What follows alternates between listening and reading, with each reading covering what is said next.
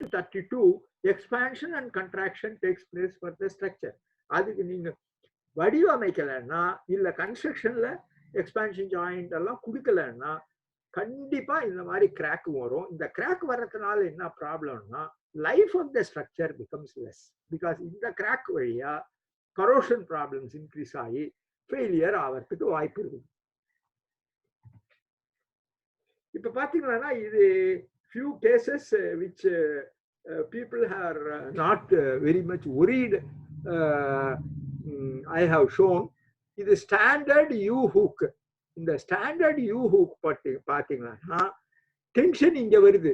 இங்க டென்ஷன் வர சொல்ல அந்த டென்ஷன் எப்படி இந்த யூ ஹூக் உள்ள டிஸ்ட்ரிபியூட் ஆகுதுன்னு நான் இங்க காமிச்சிருக்கேன். இந்த கிரீன் ஆரோ பாத்தீங்கன்னா green arrow shows the transverse tension.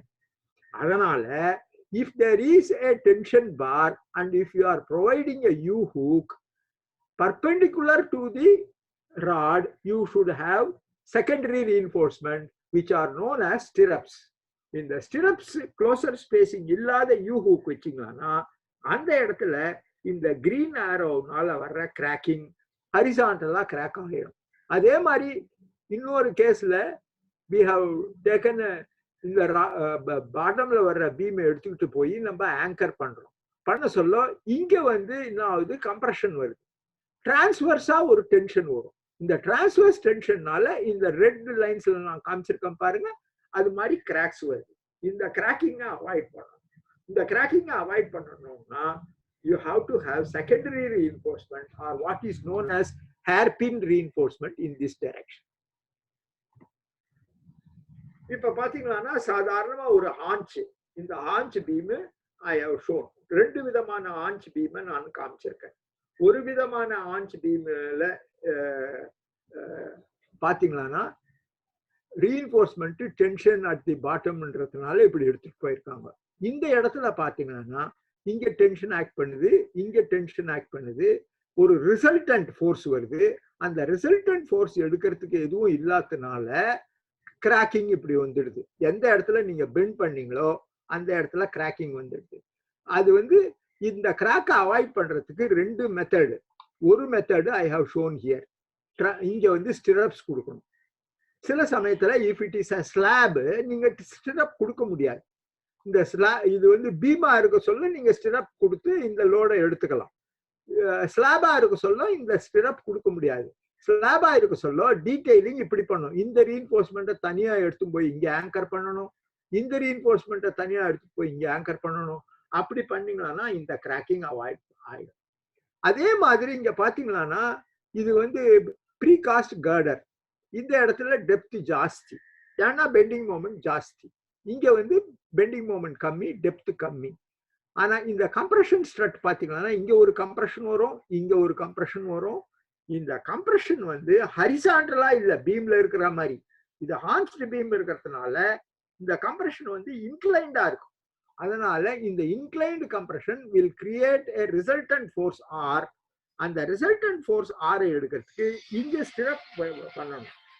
இங்க ஸ்டிரப் பண்ணலன்னா, இந்த இடத்துல ஸ்டிரப் நீங்க போடலைன்னா பீமினுடைய சென்டரு, அதனால ஸ்டிரப் வேண்டியதில்லை அப்படின்னு விட்டுருவாங்க நிறைய பேர். அந்த இடத்துல பெரிய கிராக் வரும்.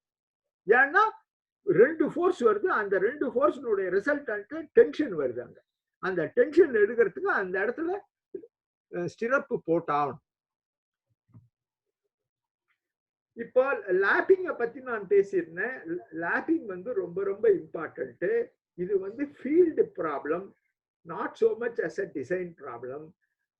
எங்க லேப் பண்றதுன்னு முதலையே பிளான் பண்ணணும். எங்க லேப் பண்றதுன்னா எங்க கிரிட்டிக்கல் செக்ஷன் இல்லையோ அந்த இடத்துல லேப் பண்ணணும்.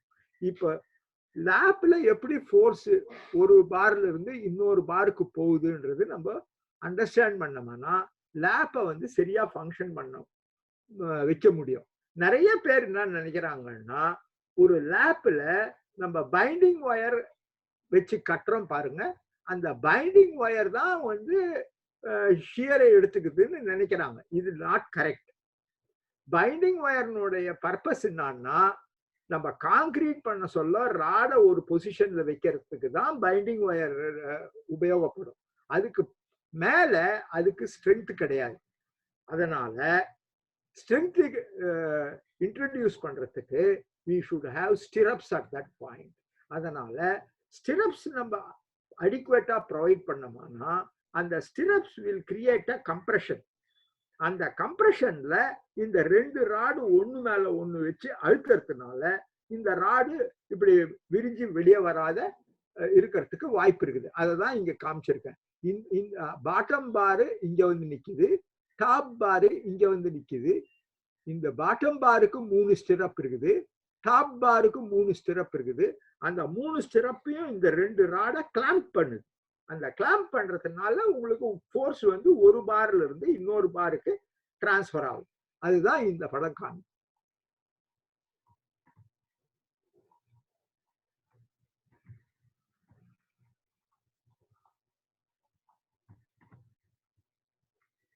இது பாத்தீங்கன்னா ஒரு பர்டிகுலர் பிளேஸ்ல I had gone, inspected, took photograph. This is a transverse beam. These are steps. You can see the corrosion and you can also see why the corrosion has taken place. Cover has not been provided properly. Cover is most important, and cover to be provided properly, cover block is important. Sila samayathala cover block itself becomes the culprit. Quality cover block should be used. There should not be any poor quality mortar blocks.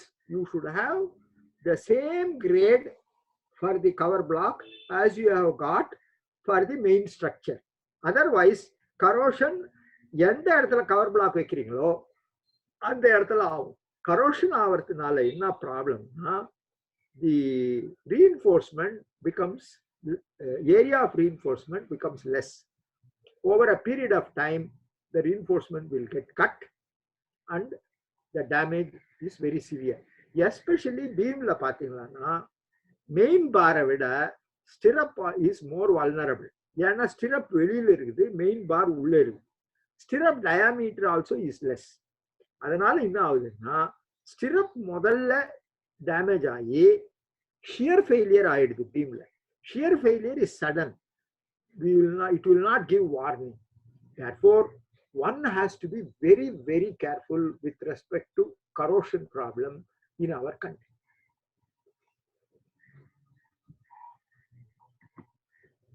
இது பாத்தீங்கன்னா main பார் பாருங்க, corrosion ஆயிருக்கு, ஆனா it is still carrying load.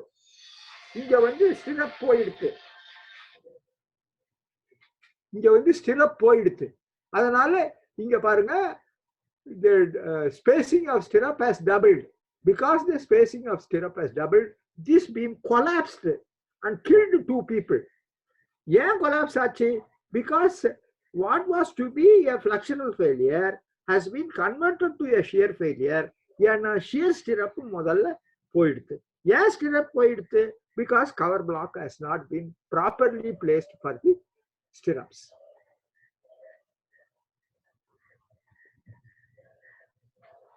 இது வந்து நான் Thoothukudi thermal ப்ராஜெக்ட்ல ஒரு பர்டிகுலர் டனல்ல எடுத்த போட்டோகிராஃப்.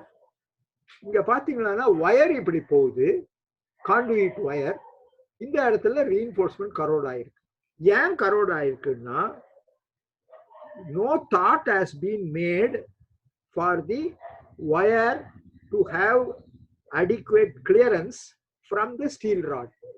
wire வந்து ஸ்டீல் ராடுக்கு மேல நீங்க எடுத்துட்டு போனீங்கன்னா electrochemical corrosion takes place. ஒவ்வொரு வாட்டியும் சுவிட்ச் போட சொல்லுவோம், சுவிட்ச் ஆஃப் பண்ண சொல்லுவோம், electrical flux comes. This electrical flux makes the steel rod polarity positive and negative, alternative. அதனால 20 வருஷத்துல கரோட் ஆக வேண்டிய ஒரு ஸ்டீல் ராடு இந்த எலக்ட்ரிக்கல் polarity ரிவர்ஸ் பண்றதுனால it will become corroded in 1 to 2 years. So life of the structure drastically gets reduced if you have electrochemical corrosion. இதை எப்படி avoid பண்றது?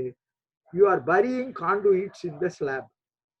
When you are burying conduits in the slab, அது வழியா electrical வயரை எடுத்துட்டு போறீங்க. அந்த எலக்ட்ரிக்கல் வயருக்கும் சுத்தி இருக்கிற ஸ்டீலுக்கும் minimum 50 mm distance இருக்கும். If you are taking it very close, if you are not following that 40 mm clearance, definitely the steel rod will get corroded. And when steel rod gets corroded, you know the life of the structure becomes almost 10 years, 15 years later. இப்போ பாத்தீங்கன்னா detailing of sunshade, இது வந்து sunshade வந்து தொட்டி மாதிரி கட்டிட்டாங்க, அதுல ஒரு ஸ்ப்ரவுட் பைப் வச்சிருக்காங்க. அந்த ஸ்ப்ரவுட் பைப் வந்து இலைங்கெல்லாம் உழுந்து அடைச்சிக்குது. அப்ப வாட்டர் டேங்க் மாதிரி தண்ணி சேருது, லேட்டரல் லோடு வருது சைடு பால் மேல, கரோஷன் ஆயிடுது. ஸோ இங்க பாருங்க, இங்க கரோஷன், இங்க கரோஷன். ஏன்னா இந்த பைப் பத்தாது to evacuate the water that collects. So the detailing is not correct. இது பாத்தீங்கன்னா shuttering and form work becomes very, very important. Form work shall be rigid. You should not have inclined form work. You should always have vertical form work. And bracing is very, very important. Failure in form work is a common problem because not much thought is being bestowed on form work design. Form work, your structure will be only as good as your form work. If form work is defective, the structure will be defective because the structure is a mirror reflection of your form work. Now, I am asking some basic questions which is addressed to all the field people. Number one, how to enforce impermeability? We are enforcing today strength of concrete in the field. We are not imposing any restriction on impermeability. On the other hand, the durability dependent on impermeability. Durability is not dependent on strength. Durability is dependent on impermeability.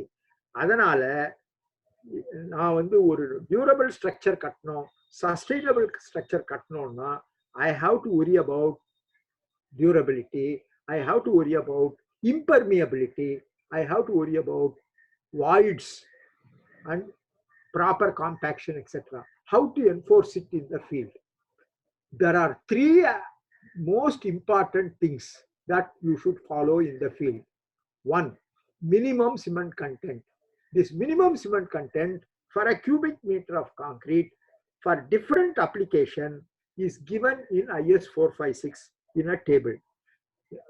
Using that table, depending upon the use of the structure, we should follow minimum cement content, which varies from 360 kg per cubic meter to about 400 kg per cubic meter. This is very, very important. That minimum cement content will keep your structure alkaline and will protect your structure as much as possible. Number one. Number two, most important thing, you should have a limitation on water cement ratio. The larger the water cement ratio, the voids are more. The smaller the water cement ratio, the voids are less. In my opinion, you should put a cap on water cement ratio of around 0.4. The durability of a structure with a water cement ratio of 0.4 is definitely 50 to 60 years. Whereas if you have a water cement ratio of 0.5, the life of the structure is 25 years. It is directly dependent upon water cement ratio. So how to ensure water cement ratio? We have to see where all water comes into your concrete. It comes from sand, it comes when you pour, it comes from humidity. All this will have to be taken into account. And water cement ratio, as given in IS 456-2000, has to be scrupulously maintained in the field for the entire period of concreting. The third most important thing, cube strength. Cube strength has to be ensured. Why cube strength has to be ensured?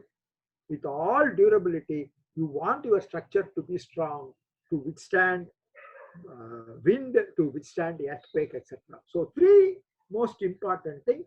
Number one, minimum cement content. Number two, water cement ratio. Number three, cube strength. How do you ensure impermeability? Good compaction. How do you know your concrete is compactable in the field? You should do a slump test.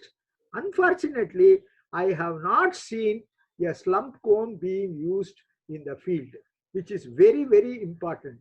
It's a very, very simple test which will reveal your workability. And if your workability is not good, it is not proper to use that concrete at all, be it site-made concrete or be it ready-mix concrete. In ready-mix concrete also, workability, correct workability, given too much workability is detrimental. Correct workability will give correct amount of compaction without segregation. This is what I have. From the shape of the cone itself, you can tell whether the concrete is good or not. Unfortunately, I have visited some 20 sites. Not even in one site I have seen a slump cone being used and the slump recorded batch after batch. You can see it can be used for ordinary concrete. It can be used for what is known as self-leveling concrete.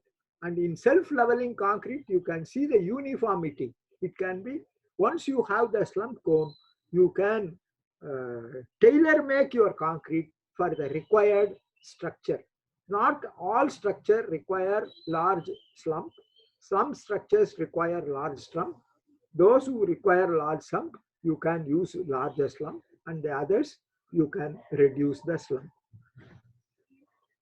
This is a foundation. In many, many cases, people don't cast the foundation properly.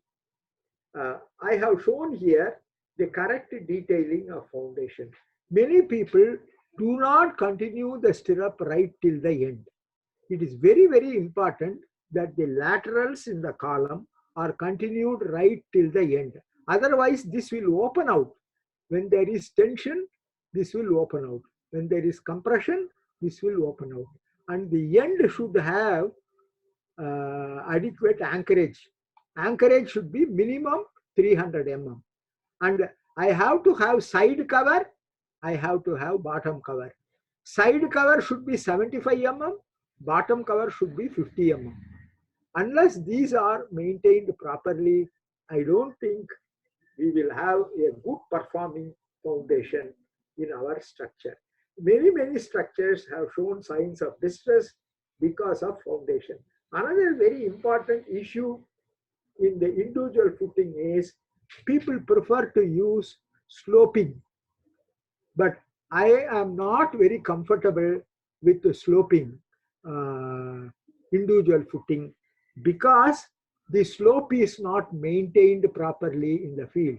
You will find that you will require a back form to get a proper slope. If you are not having a back form, here concrete will descend and here the concrete will bulge. So your shape will be something like this. Exposing your compression zone to failure. That should not happen. And in most cases, if you are not having back form or if you don't check with a thread this line, your individual footing will be defective. Here I am showing junction between a column and a beam. The first stirrup in the beam should start at 50 mm from the column.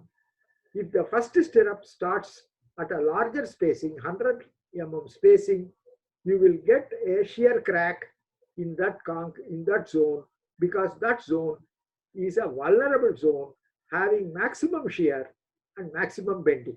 And therefore, the first crack will develop at that place. To avoid that crack, you should have your first stirrup at 50 mm. That is what is shown. And the stirrup should be anchored well. with 135-degree hook as I have indicated here.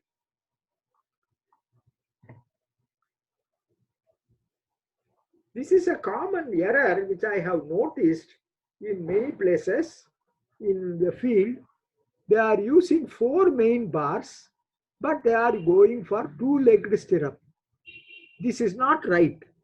If you are using 4 main bars, you should have 4-legged stirrup. What will happen if you have 4 main bars and 2-legged stirrup? This is what is going to happen. These 2 bars are stiffer. The middle 2 bars are flexible. Because the middle 2 bars are flexible, the compression will arch to the end bars and you will get a vertical crack where you have not provided the stirrup. Therefore, please match the number of main bars with the number of stirrups. You can redesign. You can have a lesser diameter, but have 4-legged stirrup. If otherwise, you are exposing your structure for cracking.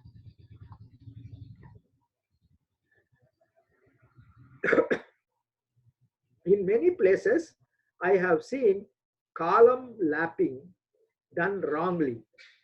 Column lapping should be done carefully because the column bar is in compression, and this compression bar has to transfer the load to another bar. How will it transfer the load? It can transfer the load only if you have at that location closely spaced stirrups. The lap has to transfer the load to the confined concrete. The confined concrete again has to transfer the load to the other portion of the rod. If this is not done properly, problems will occur. I have found people bending and kinking the bar at 45 degrees at the lapping point. It should not be done. You are not permitted to bend any bar. It is advisable to have straight bars, because if a bar is bent, if a bar like this is bent, the capacity of the bar becomes 0 in tension. Why? Before that bar takes any load, the bend you have made in your structure has to straighten. Unless the bar straightens up, it cannot pick up the tension. For it to pick up the tension, first the bend has to get straightened, and then only the load can be picked up. So it is not, the codes of practice have come up very severely on kinking of bars in the column. So if you have to avoid kinking of bars, what should you do? You are permitted to have a slope of 1 in 6 to 1 in 8. This is what I have shown here, 1 in 6 or 1 in 8. In that case, it can be presumed to be a straight bar and permitted. Otherwise, you should not have a kink. 45-degree kink is definitely not on. It is a defective construction. This is not, I have put an into mark. When bar is bent, its capacity is 0. Just remember this. When a bar is bent and buried in concrete, its capacity in tension is 0 till the bar straightens up. Only after straightening up, it can pick up tension load.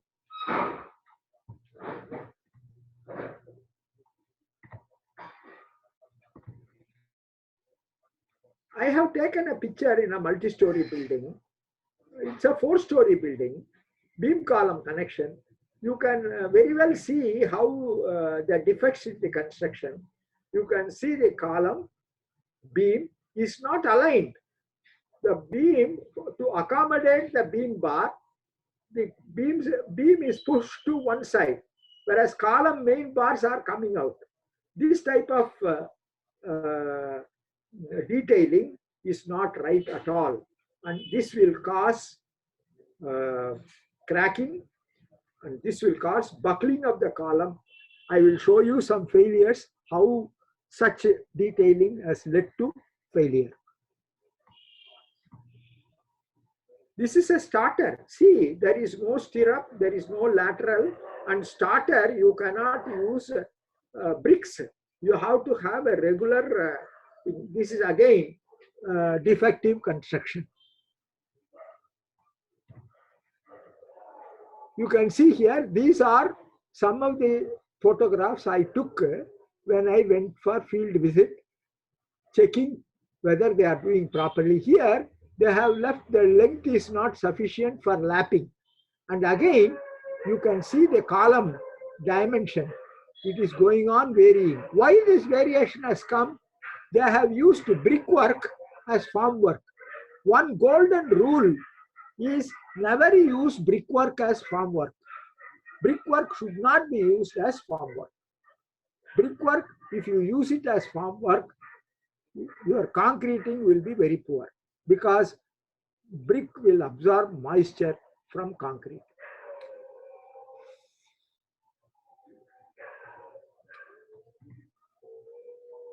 Dimensional variation due to brick formwork. Bricks, if you build a 9-inch brick wall, it is not uniformly 9-inch. It depends upon whether you are looking at header or you are looking at stretcher course. So your variation in the beam will be there, which, given by the variation in the brickwork.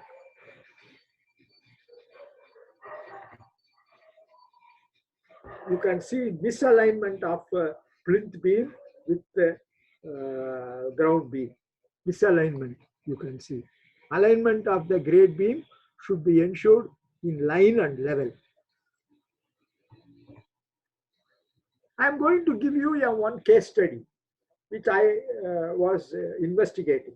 The case study is a 10-story building at a place called Moilivakam in Chennai, which collapsed and killed several people. This case study I have taken in order to tell you what are the various field defects that led to the collapse of the structure. It is not one defect, it is a series of defects in the field. 2 towers 10-story high were constructed. One tower collapsed, the other tower was standing. We investigated the other tower.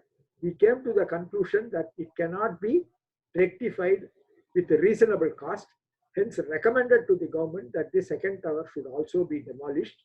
Ultimately, it was demolished and a new structure is now being proposed at that location. The building was a flats and people who purchased that flats had to suffer a lot because they had to pay the EMI and all that with no relief. And now the court has come to some relief of those people who bought the ill-fated building. I will tell you one by one what are the problems in this building. You can see misalignment of the column. Here, this is the stub from the foundation, individual footing. The column and stub are not aligned. The misalignment is for 2 inches. 2 inches for a 10-story building at the foundation level is very serious. It has created a bending moment which is 10 times the capacity of the column.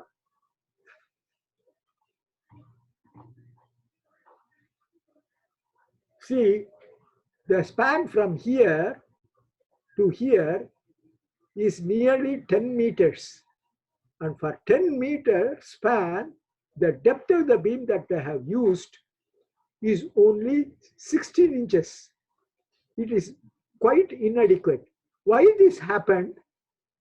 They had a column here. That column was removed for want of good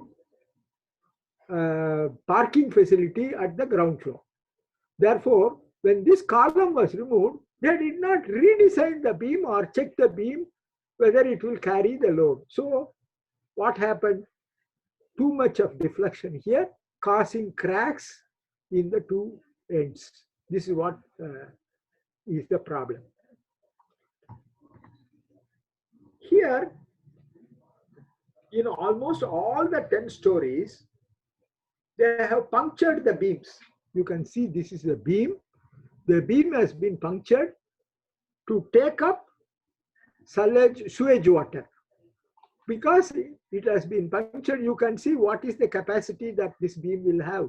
Because you are removing the shear capacity completely. It will have a shear failure. We had shear crack here, we had a shear crack here, etc. This is a beam column joint.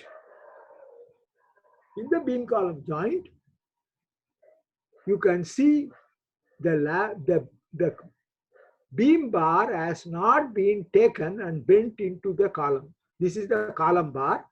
This is the beam bar. Beam bar gets disconnected here. It is not broken, it is disconnected.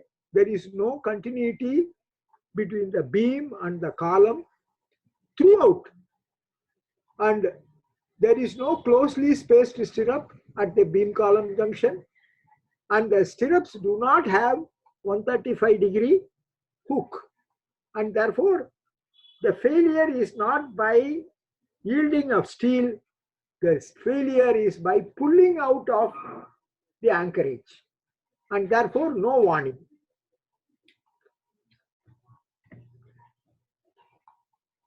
Lap done at the same section, not permitted by the code.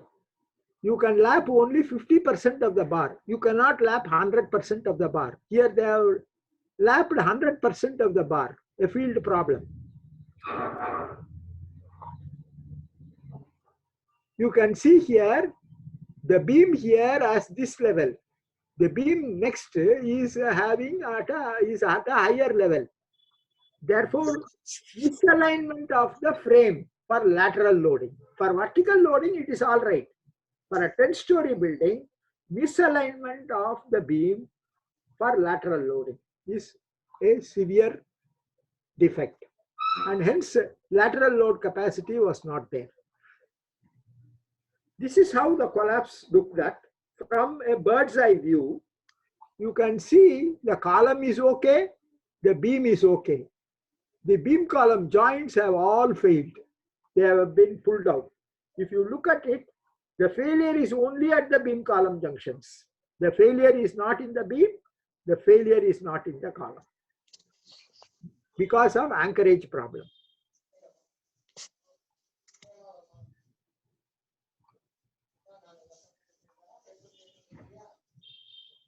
You can see all joints have gone.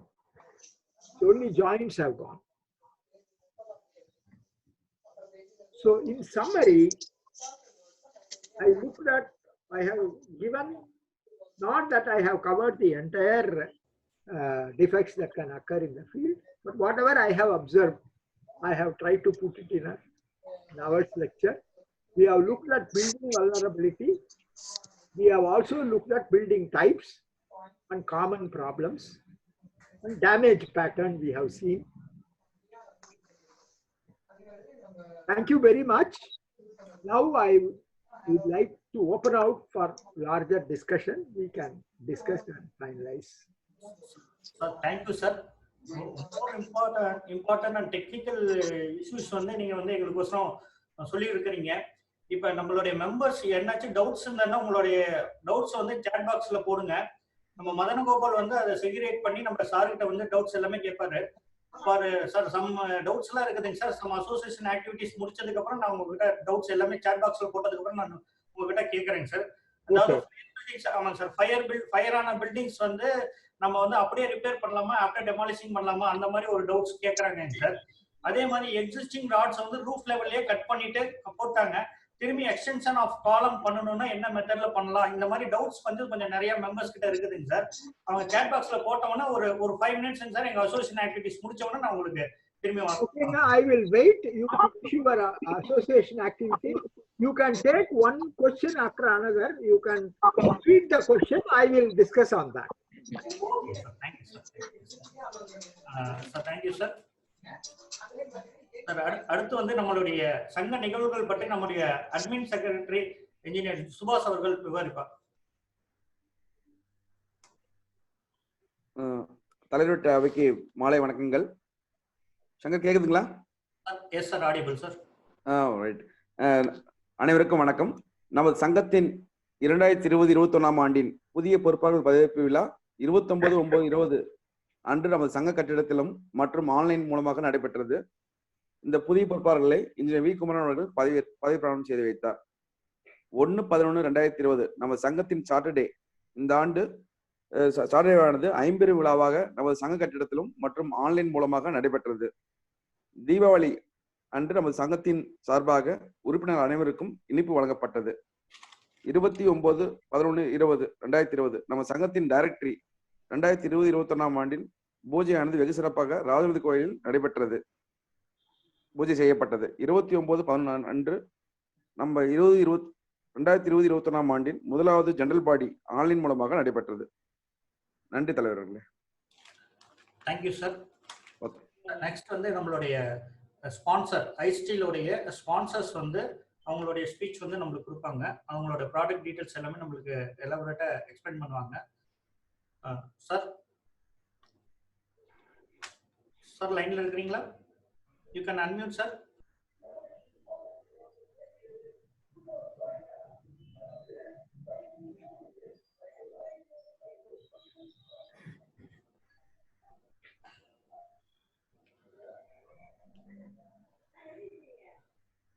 Sir iSteel sir கேக்குதுங்க sir, கேக்குது. Okay sir. After that நீங்க உங்களோட product பத்தி நீங்க explain பண்ணுங்க.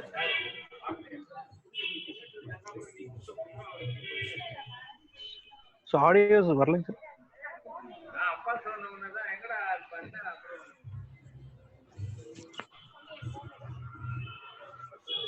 Audio வருங்களா?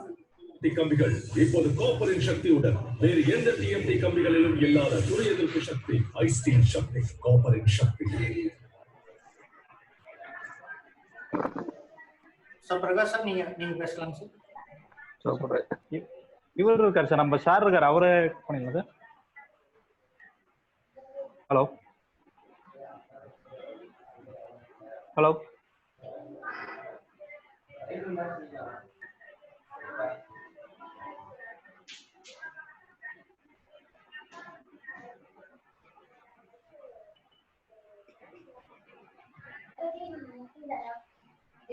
Sir கேக்குதுங்களா sir? Audio. Hello hello hello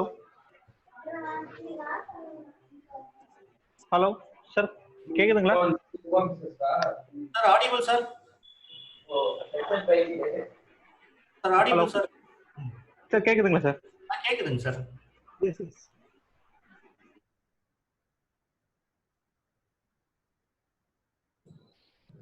Prakash sir unmute பண்ணிட்டு பேசுங்க சார். சார் இப்போ கேக்குதுங்களா சார்? எஸ் சார், ஆடிபிளா இருக்குங்க sir. Okay sir, thank you sir, thank you sir. Sir thank you sir. Sir எல்லாருக்கும் வணக்கம். ஐஸ்டீல் சார்பாக உங்களுக்கு இந்த குட் ஆப்பர்ச்சுனிட்டி கொடுத்தவங்க எல்லாருக்கும் ரொம்ப thanks sir. Hello. Yes sir, audible sir. Okay okay okay sorry sir. Okay sir, இப்போ நம்ம எல்லாருக்கும் தெரியும் ஐஸ்டீலுங்கிறது மோஸ்ட் ப்ராப்ளம் எல்லாருக்குமே தெரிஞ்சிருக்கும் சார். ரொம்ப டீட்டெயிலாக சொல்லவே இல்லை, சொல்ல தேவையில்லை. இப்போ சார் நிறைய விஷயம் சொன்னார். இந்த கரோஷன் தான் இந்த பாயிண்ட் ஆஃப் நிறைய சார் சொன்னார். ஸோ அந்த மாதிரி பார்த்தீங்கன்னா இப்போ நம்ம ஐஸ்டீலில் பொறுத்த வரைக்கும் நம்ம வந்து காப்பர் நம்ம ஆட் பண்ணுறோம் சார். அது உங்களுக்கு வெல் நோன் எல்லாருக்குமே தெரியும் sir. Hello. Yes sir, audible sir. Okay sir, okay sir. So இப்போ நம்மளோட நியர்பை ஒரு 4 ஷாப்ஸ் இருக்கு சார். ஸோ உங்களுக்கு வாண்டட் இருந்ததுன்னா கண்டிப்பாக நீங்கள் காண்டாக்ட் பண்ணலாம் சார். என்னோட நம்பர் நான் சாட் பாக்ஸில் போடுறேன் சார். ஜஸ்ட் ஐஸ்டியில் வந்து நான் உங்களுக்கு தனித்தனியாக ஒரு நாள் வந்து டைரெக்டாகவே உங்களுக்கு வந்து நான் டீட்டெயில்ஸ் நிறைய எக்ஸ்பிளைன் பண்ணிடுறேன் sir. Okay sir, thank you sir. Thank you sir. Sir உங்களுடைய ஷாப் ஓனர்ஸ் யாராச்சும்னா பேச சொல்லலாம் சார். சார் இங்கே இவர் நம்ம ஷாப் ஓனர்ஸ் வந்து சாய் ட்ரேடர்ஸ் ஒருத்தர் இருக்கார் சார். ஜஸ்ட் கனெக்ட் பண்ணலாமா சார்? ஓகேங்க sir. Okay sir. Sai traders owner sir Prakash sir கொஞ்சம் டெக்னிக்கல் ஆஸ்பெக்ட் இருந்தா சொல்லுங்க சார்.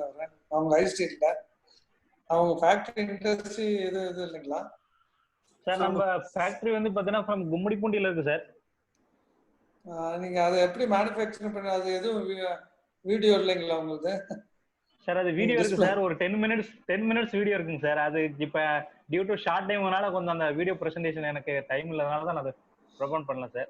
அதுதான் எங்களோட ஆடோட வீடியோ ப்ரோமோ மட்டும் நான் உங்களுக்கு ஜஸ்ட் கொடுத்த ஷார்ட்டா இருக்கட்டும்னு. Just I will come and ஸ்ட்ரைட்டா வந்து கூட நான் உங்களுக்கு நிறைய டீடைல்ஸ் நான் உங்களுக்கு கொடுத்துறேன் சார். இது இப்ப இன்ஜினியர்ஸ் எல்லாம் பாக்குறாங்க, அதனால நீங்க உங்க வீடியோ கொடுத்துருந்தீங்கன்னா நல்லா இருக்கும். So okay, no problem sir. Okay sir. தலைவருடைய ஒப்புதலோட பேசிட்டேன். நான் ஐபிபி பிரகாஷ் சார் வேற யாராச்சும் பேசலாம்? தலைவர் அவர்களே. சொல்லுங்க சார். ராஜுங்க. சங்கர் சார். சொல்லுங்க சார். சங்கர் சார், ஐஸ்டீல் காரங்கள்ட்ட வந்து நம்ம டைரக்டருக்கு ஒரு ஆடு கொடுக்க சொல்லுங்க ஃபோல்டர்ல. கண்டிப்பா சொல்லிடுறேன் சார். அதுங்க sir. Right sir, right sir. கண்டிப்பா சார், அதுக்கு நம்ம ட்ரை பண்றோம் சார். கண்டிப்பா பண்றோம் sir. Okay sir, thank you sir. Sir வேற யாராச்சும் பேசணுமாங்க சார் உங்களுடைய சைடுல இருந்து? இல்ல அதான் சார், நம்ம இவரு ஷாப் ஓனர் சாய் ட்ரேடர்ஸ் இருக்காரு சார். ஓகேங்க சார். சார் நீங்க அட்மிட் நான் அன்மியூட் பண்ணிட்டேங்க sir. Okay. Good evening sir. Good evening sir. நான் வந்து ஸ்ரீ சாய் ட்ரேடர்ஸ்னு சொல்லி ஸ்டீல் கடை வச்சிருக்கேன் சார். அதை நான் ஐ ஸ்டீலோட மெயின் டீலர், ஆத்தரைஸ்டு டீலர் இன் சேலம் டிஸ்ட்ரிக்ட். நான் ஒரு 2 years ஐ ஸ்டீல் பண்ணிட்டு இருக்கேன். என்னோட அட்ரஸ் வந்து சின்ன Tirupati, Salem. Thank you. Thank you sir. Sir members ஏதாச்சும் டவுட்ஸ் எதனாச்சும் இருந்ததுன்னா, சார் கிட்ட கேட்க வேண்டிய டவுட்ஸ் எதனாச்சும் இருந்ததுன்னா நீங்க வந்து ஹேண்ட் ரைஸ் பண்ணலாம் சார். இல்லைன்னா சாட் பாக்ஸ்ல டைப் பண்ணீங்கன்னா நம்மளுடைய நம்ம ப்ரோக்ராமுடைய சேர்மேன் வந்து கோ சேர்மன் வந்து மதன் கோபால் அவர் வந்து ரீட் பண்ணுவாரு 1 by 1 கொஸ்டின்ஸா. உங்களுடைய டவுட்ஸ் எது? நான் ஹேண்ட் ரைஸ் பண்ணிருக்கேன் Shankar. Engineer Shankar sir. President sir. Sir நீங்க வந்து சார் கிட்ட வந்து क्वेश्चंस ரைஸ் பண்ணலாம் சார். கேட்கலாமா சார்? இப்போ கேட்கலாமா சார்? கேட்கலாம் sir. Sir good afternoon sir. Good afternoon. சொல்லுங்க sir. Myself engineer E D Viswanath sir. இப்போ நீங்க வந்து you are talking about the corrosion of the steel structure. கொஞ்சம் ஒரு 10 வருஷம் 15 வருஷம் ஆனா அந்த மாதிரியான ஸ்ட்ரக்சருக்கு வந்து அந்த கரோஷன் ஆயிடுது. அந்த ஸ்டீல் எல்லாம் பார்த்தா ஒண்ணுமே இல்லாம போயிடுது. ஏன்னா இப்போ this happened in my house.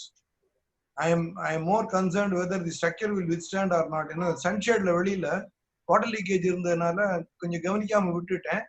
என்னோட ஸ்ட்ரக்சர் பார்த்தீங்கன்னா 1984ல நான் பண்ணினது. I did it during 1984.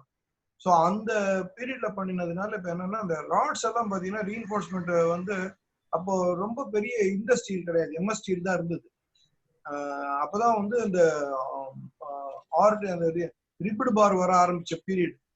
அப்போதான் ரிபிட் பார் வர ஆரம்பிச்ச பீரியட். அந்த சமயத்துல sir, are you hearing me sir? Go head.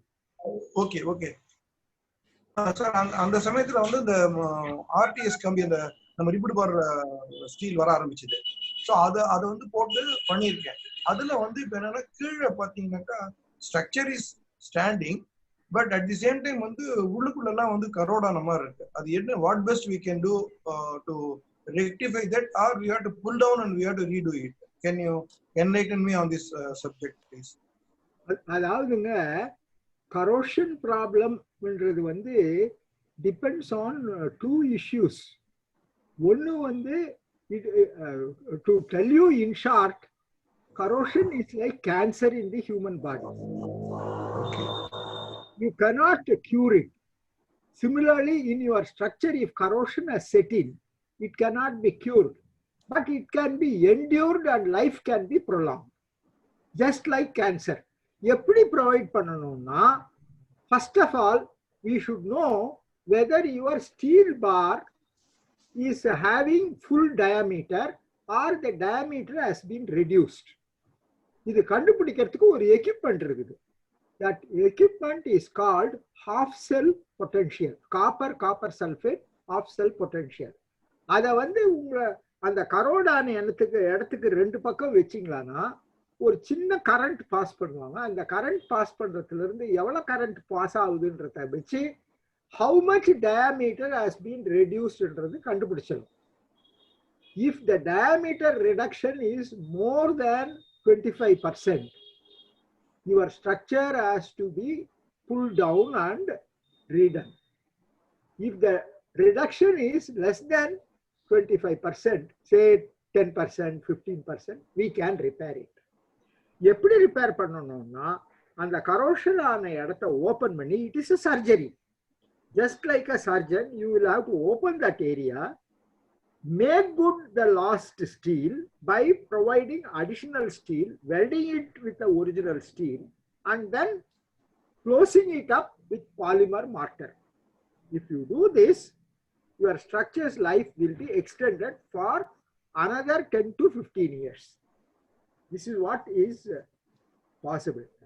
It is always said, the prevention is better than cure. முதல்லயே நம்ம வந்து, if we take all precaution and avoid the corrosion problem, the life is 80 to 90 years for a concrete structure. But if you allow the corrosion to take place, the life becomes less, but it can be extended as much as possible. ஒண்ணுனா இப்போ ஒரு cantilever fail ஆகுதுன்னா அந்த கேன்டிலீவரை மாத்திரம் எடுத்துட்டு redo பண்ணலாம். That is possible. Thank you sir. Sir அடுத்து வந்து நம்மளுடைய IPP engineer Kuppusamy sir hand rice பண்ணியிருக்கிறாரு. சார் உங்க doubts please sir. Good evening doctor sir. எனக்கு ஒரு டவுட், அதே சேம் இன்ஜினியர் இடி விஸ்வநாத் கேட்டது அந்த கரோஷன். ஆக்சுவலா வந்து இந்த சால்ட் வந்து அதிகமா, அதாவது வாட்டர் கண்டென்ட் 1500 ppm இருக்கிற ஏரியாலாம் பில்டிங் கன்ஸ்ட்ரக்ஷன் பண்ணிட்டு இருக்கிறோம். அதுல ஒரு சில இடத்துலலாம் இந்த மாதிரி கரோஷன் ஆகி ஷேடு வந்து இதாகுது.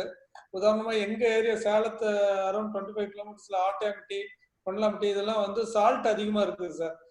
அந்த மாதிரி ஏரியாவுக்கு வந்து என்ன பண்ணலாங்க சார்? உங்களுடைய அட்வைஸ் எனக்கு தேவைப்படுது. Now, corrosion protection of RC structures is done in 3 levels depending upon the severity of corrosion. இப்போ sea water எல்லாம் இருக்கு, very severe corrosion. Now அந்த மாதிரி இடத்துல 3 levelsல protect பண்ணலாம். Number 1, use a low water cement ratio in your concrete so that pores are less. Number 2, add corrosion inhibitors in concrete which will prevent corrosion products reaching the steel. Corrosion inhibitor இது ரெண்டும் கான்கிரீட்டுக்கு treatment. கான்கிரீட்டுக்கு treatment கொடுக்கிற மாதிரி நம்ம ஸ்டீலுக்கும் treatment கொடுக்கலாம். ஸ்டீலுக்கு என்ன treatment கொடுக்கலாம்?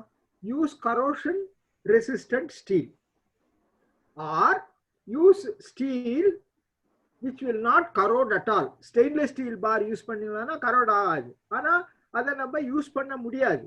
But கன்ஸ்ட்ரக்ஷன்ல use பண்றாங்க. இப்ப கல்பாக்கத்துல எல்லாம் பாத்தீங்கன்னா atomic power plant, they cannot allow corrosion, so they use stainless steel bar with ribbing. So steel வந்து இன்னொரு cheaper method is to coat the steel. எப்படி கோட் பண்ணலாம்? இன்னைக்கு பொழுதுக்கு 3 different type of coating is practiced in India. One, galvanizing, which has been used in Baha'i temple in Delhi. 2, using what is known as fusion bonded epoxy coating. Fusion bonded epoxy coating. It is very good, but technically higher level. You have to coat the steel, bring the steel, bury it in concrete. The third is what is recommended by Central Electrochemical Research Institute, SECRI. அவங்க என்ன பண்றாங்க? brush applied coat ஒன்று கொடுக்குறாங்க. இது it is also marketed. You can brush apply and prevent the outside atmosphere. Even if it reaches steel, it will not penetrate and go inside. So 3 லெவலா நீங்க பண்ணலாம். Each one will have a cost implication depending on what you can afford. So normal பீப்புளுக்கு அது பண்ண முடியுங்களா? ஏன்னா ஜெனரலா cost wise வந்து கொஞ்சம் பாப்பாங்க. அவங்களுக்கு அத காஸ்ட் வந்து per ton 10,000 rupees ஜாஸ்தி ஆகும் per ton. Per ton. Okay, okay. Approximate cost I am telling. Thank you sir. Thank you for இப்போ நம்ம ஐஸ்டீல் வந்து எக்ஸ்ட்ரிபியூட் அந்த வந்து காப்பர் கண்டென்ட் அதாவது கோட்டட் அப்படினு சொல்றாங்க. அத பத்தி உங்களுடைய வியூஸ் என்னங்க சார்? அதுங்க sir iSteel it is called alloying. இப்போ ஸ்டீல் வந்து Fe மாத்திரம் இருந்ததுன்னா it is pure steel. But if you are adding some other metal for a required performance it is called alloy. இந்த அலாய் பண்ண சொல்ல you can chromium போட்டு alloy பண்ணலாம், which becomes stainless steel. If you copper போட்டு alloy பண்ணலாம், which is being practiced by iSteel. Definitely it will give you prolonged life.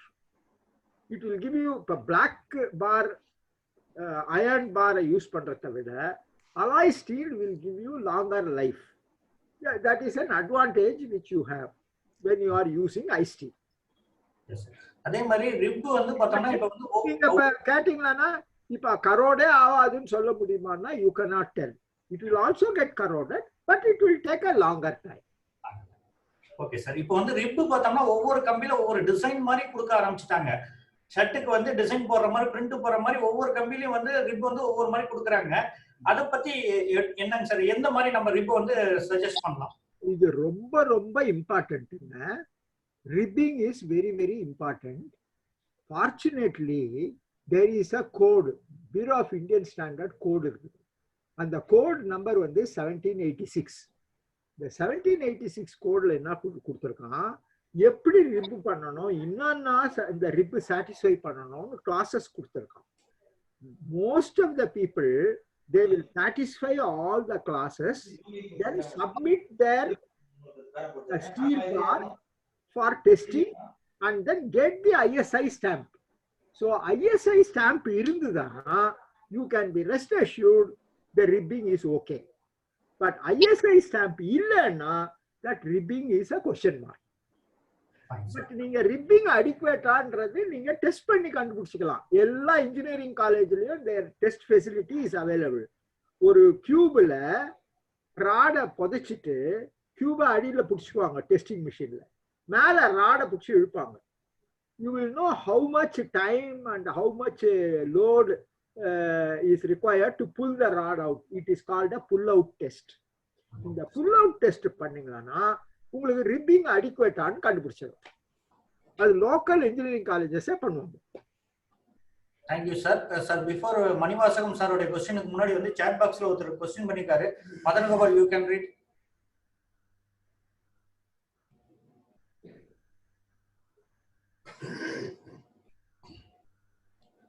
Sir, question on the in framed structure. Shall we construct both column and wall at a time? Okay. In a framed structure, the sequence of construction can be anything. But that sequence of construction நால உண்டாவற forces வந்து முன்கூட்டியே நம்ம analyse பண்ணி okay பண்ணிக்கணும். நீங்க the construction sequence should follow the design. இந்த டிசைன்ல என்ன சீக்வென்ஸ்ல நீங்க லோட் பண்றீங்களோ அந்த சீக்வென்ஸ்ல கன்ஸ்ட்ரக்ஷன். இந்த சீக்வென்ஸை வந்து மாற்றக்கூடாது. நீங்க டிசைன்ல ஒரு மாதிரி நீங்க எடுத்துட்டு கன்ஸ்ட்ரக்ஷன்ல இன்னொரு மாதிரி பண்ணக்கூடாது. I will give you a very small example. ஒரு ஃபோல்டட் பிளேட் ஸ்ட்ரக்சர் இருந்தது. ஃபோல்டட் பிளேட் ஸ்ட்ரக்சர்னா ஃபோல்டிங் வித் ஃபோல்டிங் காலம் வந்து தூரம் இருந்தது. இந்த ஃபோல்டட் பிளேட் ஸ்ட்ரக்சர் டிசைன் பண்ண சொல்ல they have taken the folded plate to be simply supported on the two columns. இந்த எண்ட்ல ஒரு காலம் simply supported, இந்த எண்ட்ல இன்னொரு காலம் simply supported, நடுவுல folded plate. இந்த folded plate 160 meter span. Now simply supported னா ராடை எடுத்துட்டு போய் காலம் டாப்ல நிறுத்திட்டு அதுக்கு மேல ஸ்லாப் வந்து உட்காரும். There is no bending connection between the column and the folded plate. This is the designer's version. ஃபீல்டில் இருக்கிறவங்க என்ன பண்ணாங்க, இவங்க ஏன் இந்த மாதிரி கனெக்ட் பண்ணாத விட்டாங்கன்னு சொல்லிட்டு நான் I will make my structure ஸ்ட்ராங்கர்னு என்ன பண்ணாங்க, இந்த ராட்ஸை வந்து எடுத்துக்கிட்டு போய் பிளேட் உள்ள புதைச்சிட்டாங்க. அதனால என்ன ஆச்சு, அந்த ஜாயிண்ட் வந்து instead of being a simply supported joint it has become a fixed joint. அதனால இந்த 160 ஃபீட்டுக்கு ஃபிக்சிட்டி மூமெண்ட்டை காலம் மேலே எடுத்து போய் கொடுத்தது. அந்த காலம் ஃபெயில் ஆயிடுச்சு. It's a 4-story building. So ஏன் ஃபெயில் ஆச்சு, the sequence assumed in construction not following what has been designed. So this is the bottom line. So இன்னொரு question இருக்கு. சொல்லுங்க. In framed structure, how we maintain the gap between roof beam and brick wall? How we maintain the gap between roof beam and brick wall? Yeah. இப்போ roof beam இருக்குது இல்லைங்களா, roof beam will deflect. And the roof beam deflect ஆச்சானா it will load the brick wall. So the brick wall will crack. So இந்த crack avoid பண்றதுக்கு there are two methods. ஒரு method என்னன்னா gap கொடுக்கறது. இந்த gap கொடுக்கறதுன்னா நான் இந்த டிஃப்ளெக்ஷனை calculate பண்ணீங்கன்னா approximately it will be about 2 millimeter or 3 millimeter or 4 millimeter. நீங்க ஒரு half an inch to 1 inch gap கொடுத்தீங்கன்னா நார்மல் ஸ்ட்ரக்சர்ஸ்ல there will not be any difficulty. But இந்த கேப் கொடுக்கறதுல என்ன டிஸ்அட்வான்டேஜ் வருதுன்னா அதுல வந்து ஒரு ரூம்ல இருந்து இன்னொரு ரூமுக்கு பள்ளி போகும், இல்ல ஏர் கண்டிஷன் பண்ண சொல்ல அதை க்ளோஸ் பண்ண வேண்டி வரும். இந்த மாதிரி பிரச்சனைங்க இருக்குது. அதனால என்ன பண்றாங்க, ஸ்ட்ரக்சரலி அந்த கேப்பை இன்ட்ரடியூஸ் பண்றாங்க. அதுக்கு என்ன பண்றதுன்னா தேர் இஸ் தர்மோகோலை வந்து அந்த கேப்புக்கு பதிலாக தர்மோகோலை போட்டு ஃபில் பண்ணிட்டீங்கன்னா தர்மோகோல் அழுந்திக்கும், ரூஃப் பீம் பெண்ட் பண்ண சொல்ல தர்மோகோல் அழுந்திக்கும், அப்புறம் அது ரிலீஸ் ஆக சொல்ல there will not be any crack. So this is one method. The second method is to integrate the brick wall along with the reinforced concrete framework. This is what is recommended by the codes of practice in earthquake zones. Earthquake zone la irukku sollo உங்களுக்கு brick wall இருக்குது இல்ல, brick wall will transmit the load to the frame. So the frame is integrated with the brick wall, so that the frame wall behavior will be easy, will be advantageous during an earthquake. So இந்த ரெண்டு முறையில நீங்க எது உங்களுக்கு feasible இருக்கோ அதை இது பண்ணிக்கலாம். Foreign countriesல they are selling what is known as a suspender. A suspender is a special device which is inserted between the brickwork and reinforced concrete. It is something similar to your expansion joint.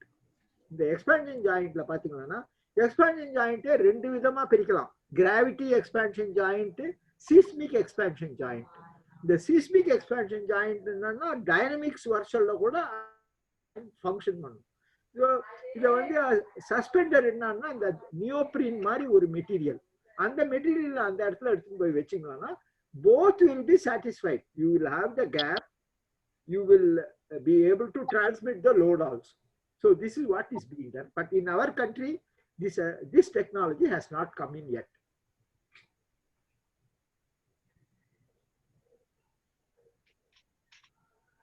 Any other? Stand back solve question, sir. Mr. Manivasan, sir. Sir, good evening, sir. சொல்லுங்க.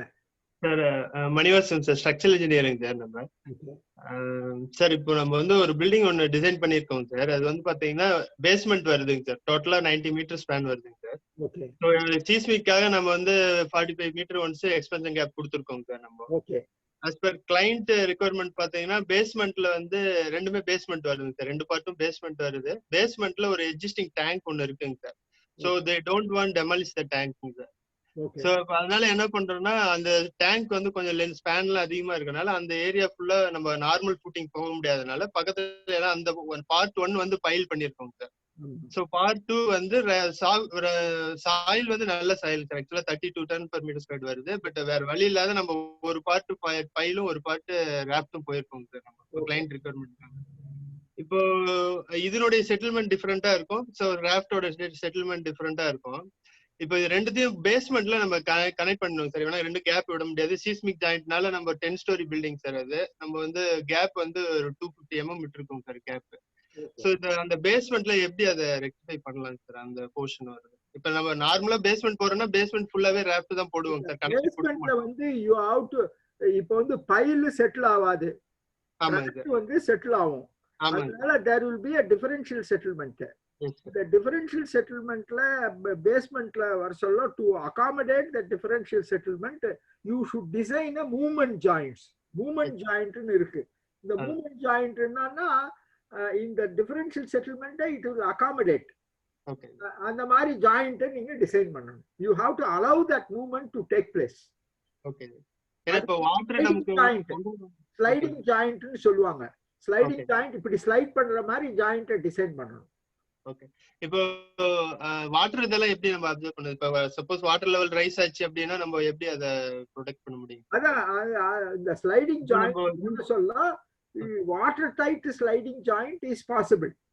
Okay அது இத இப்படி பண்ணணும், இப்படி பண்ணணும். அதாவது இது இப்படி வரும், இது இப்படி வரும், நடுவுல நியோப்ரீன் இருக்கும் உள்ள. It is called a sliding joint. Usually it is done in water tanks also. Huge underground water tanks also these joints are there. Okay. இப்போ நம்ம எபக்சி கோட் போட்டு அதை ப்ரொடெக்ட் பண்ண முடியுமா? எபக்சி கிராக் ஆகுங்க. கிராக் ஆகும். If you are not allowing the movement to take place, it will crack. You have to allow the movement to take place. Okay, okay. ஏன்னா ரூஃப்ல problem இல்லைங்க சார், பேஸ்மெண்ட் தான் நமக்கு பிரச்சனை. ரூஃப்ல நம்ம எக்ஸ்பான்ஷன் கேப்புக்கு நம்ம மெட்டீரியல் நம்ம எக்ஸ்பான்ஷன் டபுள் பேஸ்மெண்ட்னா 6 மீட்டர் கீழ போறீங்களா? இல்ல டபுள் இல்லைங்க சார், சிங்கிள் பேஸ்மெண்ட் தான் சார். சிங்கிள் பேஸ்மெண்ட்னா 3 மீட்டர் கீழ போறீங்க. ஆமா 3 மீட்டர் கீழ போறோம். thickness of the raft slab. ஆமா திக்னஸ் வந்து நம்ம பாத்தீங்கன்னா 300 ஓவரால் கொடுத்திருக்காங்க சார். 1 மீட்டரா? அப்புறம் காலம் எல்லாம் வரதெல்லாம் ஒரு 10 மீட்டர் சாரி 1.2 மீட்டர் அந்த மாதிரி காலத்துக்கு பக்கத்துல டிராப் மாதிரி கொடுத்திருக்காங்க. So overall 300 thickness கொடுத்திருக்காங்க சார்.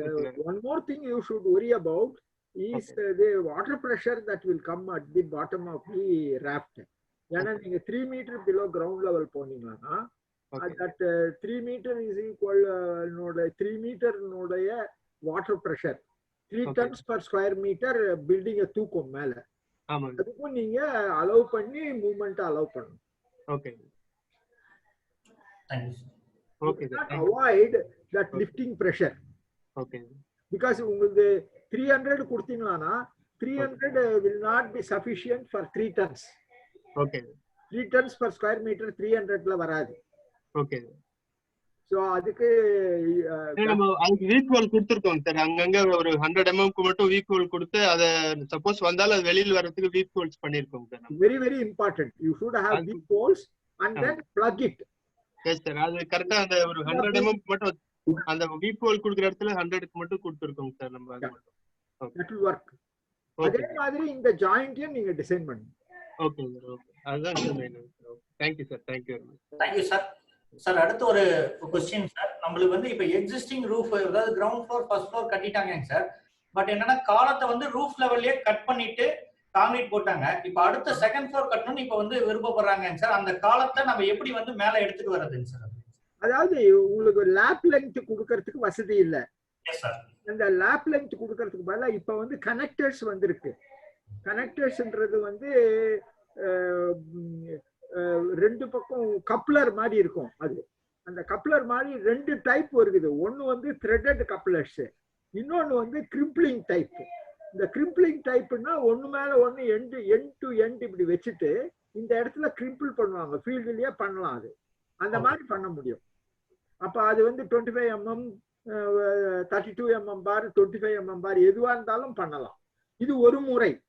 ரெண்டாவது மெத்தட் வந்து you can go for welded joints. Welding பண்ண சொல்ல you have to do the welding very carefully because you will be heating the existing bar.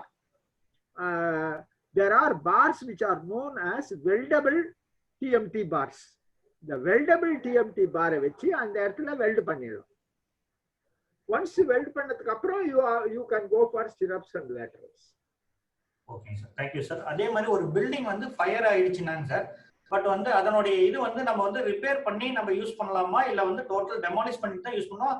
ஒரு ஃபயர் ஆன பில்டிங்ல என்னென்ன வந்து டிஃபிகல்டிஸ் வரும் சார் நம்மளுக்கு அதுலங்க சார்? முதல் எடுக்க வந்துங்க ஸ்ட்ரக்சரல் ஸ்டெபிலிட்டி எந்த அளவுக்கு பாதிச்சிருக்குதுன்னு ஃபயர் ஆன பில்டிங்கை டெஸ்ட் பண்ணி நம்ம ஒரு கன்க்ளூஷனுக்கு வரணும். இந்த கன்க்ளூஷனுக்கு எப்படி வரணும்னா பார்த்துட்டு நம்ம இந்த பில்டிங் நல்லா இருக்குதா இல்லையான்னு சொல்ல முடியாது. You should base it on calculation. ஒரு சாண்ட் பேக்ஸோ ஏதோ வச்சு ஸ்ட்ரக்சரை லோட் பண்ணீங்கன்னா உங்களுக்கு டிஃப்ளெக்ஷன் கிடைக்கும். ஸோ இப்போ வந்து ஒரு பெரிய பீம் 6 மீட்டர் பீம் இருக்குன்னு வச்சுக்கோங்க. அந்த 6 மீட்டர் பீமு கீழே டிஃப்ளெக்டாமீட்டர்ஸ் வச்சுட்டு மேல இருந்து சாண்ட் பேக்ஸ் வச்சு லோட் பண்ணா உங்களுக்கு லோடு ஏத்த ஏத்த எப்படி உங்க டிஃப்ளெக்ஷன் வேரி ஆகுதுன்னு பார்க்கலாம்.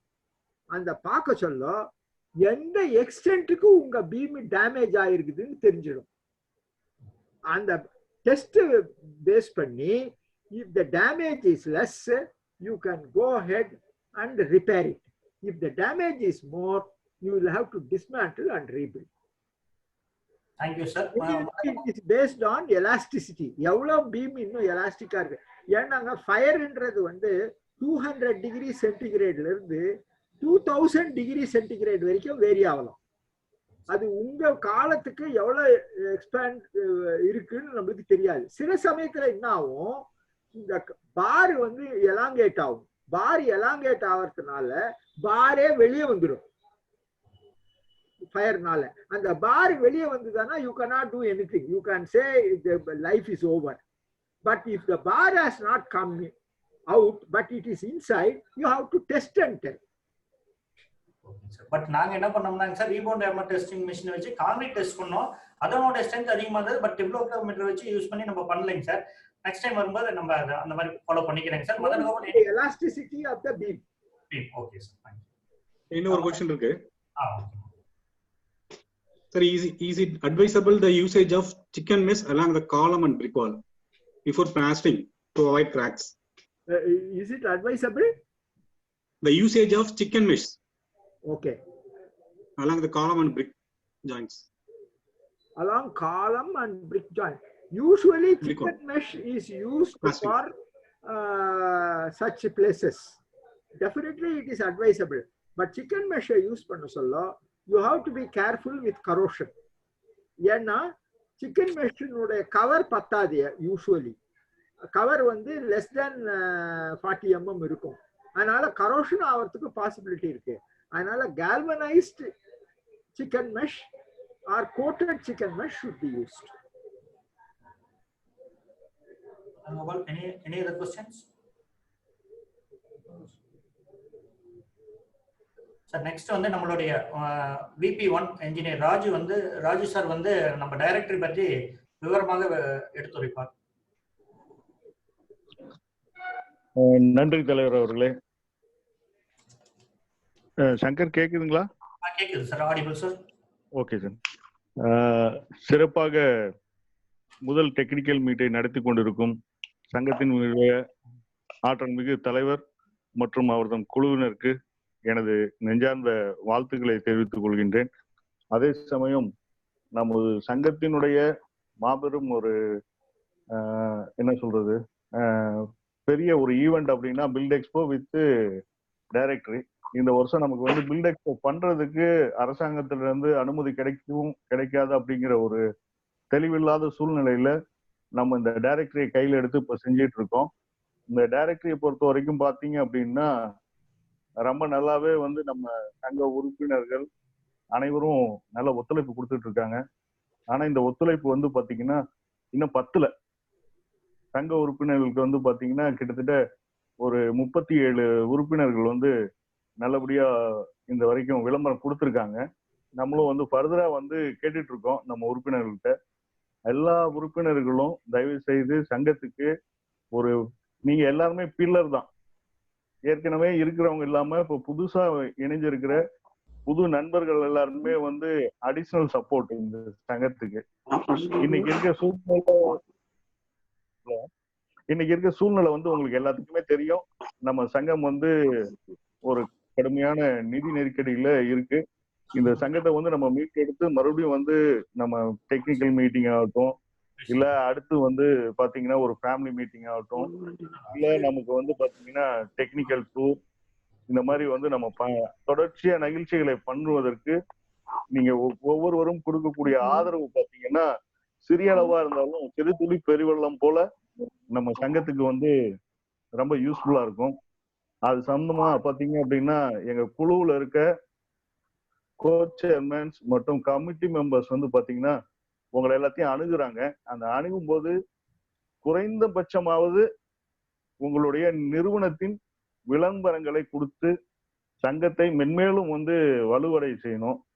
அது இல்லாம பாத்தீங்கன்னா நம்ம சங்கத்துல நீங்க விளம்பரம் கொடுக்கும்போது மினிமம் 50,000 விளம்பரம் செய்யும் வாங்கி தரும் உறுப்பினர்களை இன்ப சுற்றுலாவுக்கு வந்து நம்ம அழைச்சு செல்றோம். இந்த 50,000க்கு மேல பண்றவங்களுக்கும் ஊக்கப்படுத்தும் வகையில பாத்தீங்கன்னா நிறைய திட்டங்களை அறிவிக்கிறோம். அதுல வந்து நம்ம உறுப்பினர் அனைவரும் பங்கெடுத்து இதை வந்து சிறப்பா செய்து கொடுக்கணும். இதுல பாத்தீங்கன்னா குறிப்பா சொல்ல போகணும்னு பாத்தீங்கன்னா முன்னாள் தலைவர் நம்ம சார்ட்டர்ட் பிரசிடென்ட் ராமாராவ் சார்லாம் அன்னைக்கு 98ல நான் எப்படி ராமாராவ் சார் பார்த்தனோ அதே மாதிரி எக்ஸ்போ டைரக்டருக்கு வந்து பூஜை போட்டு அடுத்த நாள் காலையில ஃபோன் சார் ஃபோன் பண்றாரு, ராஜா எங்க இருக்கீங்க, வாங்க வந்து இந்த விளம்பரம் வாங்கிக்கோங்கன்னு.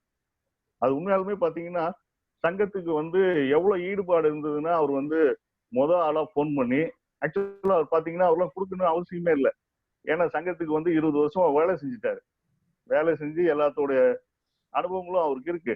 இருந்தாலும் இன்னைக்கு சங்கம் இருக்கிற சூழ்நிலை பார்த்துட்டு ஆளா ஃபோன் பண்ணி பெரிய லெவல்ல வந்து ஒரு விளம்பரத்தை நமக்கு வாங்கி கொடுத்தாரு. அது போல பாத்தீங்கன்னா முன்னாள் தலைவர்களை வந்து வரிசையை சொல்லிக்கிட்டே வரலாம், எல்லாம் என்ன பண்ணாங்க அப்படிங்கிறது. அது போல இன்னைக்கு இருக்க புதிய உறுப்பினர்கள் என்னன்னு கேட்டீங்கன்னா அவங்க கூட நம்ம போட்டி போட முடியலனாலும் அவங்க கூடயாவது கொஞ்சம் டிராவல் பண்ணலாம். அதனால புதிய உறுப்பினர்கள் சங்கத்துல இருக்கிற அனைத்து உறுப்பினர்களும் வந்து இந்த டைரக்டரிக்கு சப்போர்ட் பண்ணணும். இந்த டைரக்டரி வந்து ஒவ்வொரு வருஷமும் பாத்தீங்கன்னா இது அச்சீவ் தான். ஃபர்ஸ்ட் நான் பண்ணும்போது 35 பக்கத்துல வந்த டைரக்டரி இன்னைக்கு 650 பக்கத்தை ரீச் பண்ணியிருக்கோம். அப்படின்னு பாத்தீங்கன்னா நமக்கு நம்ம சங்க கட்டடம் வந்து இருக்கு அப்படின்னா அதுக்கு மேஜர் பார்ட் வந்து பாத்தீங்கன்னா build expo directory, build expo, இது ரெண்டும் தான் வந்து நம்ம இன்னைக்கு நடத்தக்கூடிய மீட்டிங்கா இருக்கட்டும், நமக்கு வருமானம் பண்ணி கொடுக்கக்கூடிய ட்ரஸ்டா இருக்கட்டும், எல்லாமே இந்த டைரக்டரியும் எக்ஸ்போவும் இது தொடர்ந்து பாத்தீங்கன்னா ஃபண்ட்ரைசிங் ப்ரோக்ராம் இது எல்லாம் பண்ணி தான் நம்ம வந்து இவ்வளவு பெரிய அசட்டை வச்சுட்டு இருக்கோம். அதே போல இந்த நீங்க தொடர்ச்சியா இந்த ஆதரவு கொடுத்துக்கிட்டே இருந்தீங்கன்னா இந்த 650 பக்கங்கிறது 700 பக்கம் ஆகும். 700 பக்கம் ஆகுது அப்படின்னா ஆட்டோமேட்டிக்கா உங்களுக்கு இன்கம் சோர்ஸ் ஜாஸ்தியா வரும். இன்கம் ஜாஸ்தி வந்ததுன்னா அடுத்தடுத்த ஆக்டிவிட்டிஸ் வந்து பாத்தீங்கன்னா சிறப்பா செய்ய முடியும். என்னமா இன்னைக்கு பாத்தீங்கன்னா டெக்னிக்கல்ல வந்து நம்ம இன்னைக்கு ஜூம் மீட்டிங் நடத்திட்டு இருக்கோம். இதெல்லாம் வந்து பாத்தீங்கன்னா அட்வான்ஸ். அதே போல அடுத்தடுத்த அட்வான்ஸ் லெவல்ல வந்து நம்ம போகணும்னா நமக்கு வந்து சங்கத்துக்கு கண்டிப்பா நிதி நிலைமை ரொம்ப ஸ்ட்ராங்கா இருந்தா மட்டும்தான் நம்ம அடுத்த லெவலுக்கு போக முடியும். அதுல சங்க உறுப்பினர்கள் அனைவரும் பங்கெடுத்துக்கிட்டு இந்த டைரக்டரிய வெற்றி பெற செய்யணும். அதுவும் பாத்தீங்கன்னா நமக்கு ஷார்ட் டைம் தான் இருக்கு. இப்போ பொங்கல் வரைக்கும் டைம் எடுத்துக்கலாம்னு சொல்லியிருக்கோம். அந்த பொங்கல்ல வந்து ரிலீஸ் பண்ணலான்னு. இதுக்கு இடையில நமக்கு வந்து எக்ஸ்போக்கு பர்மிஷன் கிடைச்சிருச்சுன்னா எக்ஸ்போலே நம்ம வந்து டைரக்டே லான்ச் பண்ணலாம். இன்கேஸ் பர்மிஷன் கிடைக்கலன்னா முன்னாடியே வந்து ஒரு சிறப்பான ஒரு விழாவை ஏற்பாடு பண்ணி டைரக்டர் ரிலீஸ் பண்ணலாம் அப்படிங்கிற மாதிரி பிளான் பண்ணிட்டு இருக்கோம். அதனால வந்து சங்கத்தினுடைய முன்னாள் தலைவர்கள் மற்றும் அனைத்து உறுப்பினர்கள், நிர்வாக குழு உறுப்பினர்கள் இவங்க எல்லாரும் சேர்ந்து இன்னும் ஒரு 10-15 நாள்ல இன்னைக்கு வந்து பாத்தீங்கன்னா ஒரு 125ல இருந்து 150 ஃபார்முக்குள்ள இருக்கு. இத வந்து 700 மாத்தணும் அப்படின்னா நீங்க டெய்லி வந்து எனக்கு வந்து ஒரு 50 ஃபார்ம், ஒவ்வொரு உறுப்பினரும் ஒரு ஃபார்ம் 2 ஃபார்ம் கொடுத்தீங்கன்னா கூட போதும். அடுத்த நான் 10 நாள்ல வந்து பாத்தீங்கன்னா அந்த 600 ஃபார்ம்ஸ் வந்து தாண்டி போயிடுவோம். தாண்டி போயிட்டோம் அப்படின்னா ஆட்டோமேட்டிக்கா நம்ம வந்து டைரக்டருக்கு வந்து 700 பக்கங்கள் கிடைச்சிடும். 700 பக்கங்கள் கிடைச்சது அப்படின்னா அடுத்து நம்ம இந்த வருஷம் 2021, 22 இந்த 2 வருடங்களையும் சங்கத்தை நடத்துறதுக்கு இதுதான் வந்து ஒரு தூணா அமையும். அந்த தூணை வந்து நம்ம எவ்வளவு ஸ்ட்ராங்கா இப்ப பண்றோமோ அதுதான் வந்து நம்ம ஒரு 1.5 வருஷத்துக்கு சங்கத்தை வழி நடத்துறதுக்கு ஏதுவா இருக்கும். அதனால வந்து நம்ம சங்க உறுப்பினர்கள் அனைவரும் தயவு டைரக்டரியை வெற்றி பெற செய்வோன்றதுல எந்த மாற்றம் கிடையாது. என்னன்னா நிதியை வந்து பெருக்கணுன்றதுக்காக தான் இந்த மறுபடியும் சொல்லிட்டு இருக்கோம். நீங்க எல்லாரும் மினிமம் உங்களோட நிறுவனத்தினுடைய ஆடை வந்து கண்டிப்பா கொடுக்கணும். 180 உறுப்பினர்கள் இருக்கிறோம். 180 ஆடு வந்து சங்க உறுப்பினர்கிட்ட இருந்து வாங்கியே தீரணும் அப்படிங்கிற ஒரு கட்டாயத்துல வந்து எல்லாத்துக்கும் நம்ம அணுகிறோம். முடிஞ்ச வரைக்கும் எல்லாரும் உங்க நிறுவனத்தினுடைய ஆடை மட்டுமாவது கொண்டு சங்கத்தை வலிமைப்படுத்தணும். மற்றபடி பாத்தீங்கன்னா 1 லட்சம் ரூபாய்க்கு மேல பண்ணும்போது ஆட்டோமேட்டிக்கா உங்களுக்கு வந்து 10% டிஸ்கவுண்ட் கொடுக்குறோம். 2வது சிறப்பான ஒரு சுற்றுலா நீங்க யாரும் எதிர்பார்க்காத அளவுல டைரக்டருக்கு 50,000 கடந்து விளம்பரங்களை பெற்றுத்தரும் உறுப்பினர்களை 2 நாட்கள் இன்ப சுற்றுலா கூட்டு போறதுக்கு என்னுடைய தலைமையிலும் தலைவனுடைய வழிகாட்டுதலையும் வச்சு ஏற்பாடு செய்துட்டு இருக்கோம். அது வந்து வெற்றி அடையணும். இந்த டைரக்டரி வெற்றி அடைகிறதுக்கு சங்க உறுப்பினர்கள் அனைவரும் ஒத்துழைப்பு தருமாறு கேட்டுக்கொண்டு நன்றி கூறுகிறேன். நன்றி, வணக்கம். Thank you very much. முக்கியமா டைரக்டரின்னு பார்த்தோம்னா நம்மளுடைய அத்தனை பேருடைய போன் நம்பர்ஸ் மற்றும் கான்டாக்ட் நம்பர்ஸ் எல்லாமே கிடைச்சிரும். நம்மளுக்கே தெரியாத நிறைய பேர் வந்து நம்ம பக்கத்து வீட்டுக்காரங்க கூட சிவில் ஃபீல்ட்ல இருந்திருப்பாங்க. நம்ம அந்த அளவுக்கு வந்து நம்மளுக்கு தெரியாது. நம்மளுடைய டைரக்டர் பார்த்தோம்னா ஓ இவரெல்லாம் இந்த ப்ராடக்ட் வச்சிருக்கிறாரா அப்படின்னு தெரிஞ்சுட்டு அவங்களுக்கு ஒரு பிசினஸ் கொடுக்கறதுக்கான ஒரு ஆப்பர்ச்சுனிட்டி நல்லா நிறைய இருக்கும். ஏன்னா ஒரு சில டைம்ல ஒரு அர்ஜென்ட் டைம்ல ஒரு ஏதாச்சும் ஒரு போர்வெல்காரங்க அந்த மாதிரி தேடணும்னா கூட யாரும் ஒரு கிடைக்க மாட்டாங்க. நம்ம டைரக்டரி எடுத்து வச்சுதான் நம்ம எல்லாமே தேடி மேக்சிமம் பிசினஸ் வந்து அவங்களுக்கு நம்ம கொடுத்துட்டு இருக்கிறோம். அதனால இருக்கிறது எல்லாமே ஏன்னா இது வந்து ஒரு மினிமம் பார்ட் தான். ஒரு பிசினஸ் பண்றதுல அட்வர்டைஸ்மெண்ட்ன்றது ஒரு மினிமம் பார்ட். அந்த அட்வர்டைஸ்மெண்ட்ல நம்மளுடைய டைரக்டரியோடைய இது வந்து பேமெண்ட்ன்றது வந்து ரொம்ப ரொம்ப மினிமம் பார்ட். அதனால அதை பண்ணும்போது நிறைய ஆப்பர்ச்சுனிட்டிஸ் வந்து என்ஜினியர்ஸ் கிட்ட இருந்து கிடைக்கும். இது இல்லாம நம்மளுடைய டைரக்டர் பேசியாட்ல இருக்கிற அனைத்து சங்கங்களுக்கும் போகுது. அதனால வந்து நம்மளுக்கு வந்து நிறைய வந்து contacts corporate companies and international companies எல்லாத்தோடைய கான்டாக்ட்ஸும் எல்லாருமே யூஸ் பண்ணக்கூடிய வாய்ப்புகள் அதிகமா கிடைக்குது. அதனால எல்லா உறுப்பினர்களும் அவங்க கிட்ட இருக்கிற கான்டாக்ட்ஸுக்கு நம்மளுடைய டைரக்டரியை வந்து சென்ட் பண்ணுங்க. வாட்ஸ்அப் மூலியமா சென்ட் பண்ணுங்க, பேஸ்புக் மூலியமா சென்ட் பண்ணுங்க. நிறைய பேர் நம்மளுக்கு வந்து விளம்பரம் கொடுக்கறதுக்கு வாய்ப்புகள் இருக்குது. அதுவும் இந்த கோவிட் டைம்ல பிசினஸ் டல்லா இருக்கிற டைம்ல ஒரு என்ஜினியர் ஒரு இது மூலியமா ஒரு பிசினஸ் கிடைச்சாவே அவங்களுக்கு பெரிய விஷயமா இருக்கும். அதனால எல்லாருமே அதை யூட்டிலைஸ் பண்ணிக்குவாங்க. அடுத்து வந்து நம்மளுடைய இன்சூரன்ஸ் பத்தி பேசுறதுக்கோசம் engineer Vijayabhan sir I think அவர் இல்லைன்னு நினைக்கிறேன். அடுத்து Jothikumar sir and Tamilan sir. Tamilan sir நீங்க லைன்ல இருக்கிறீங்களா சார்? நீங்க அட்மிட் பண்ணிட்டு பேசுங்க சார். பேசியட் இன்சூரன்ஸ் சார்.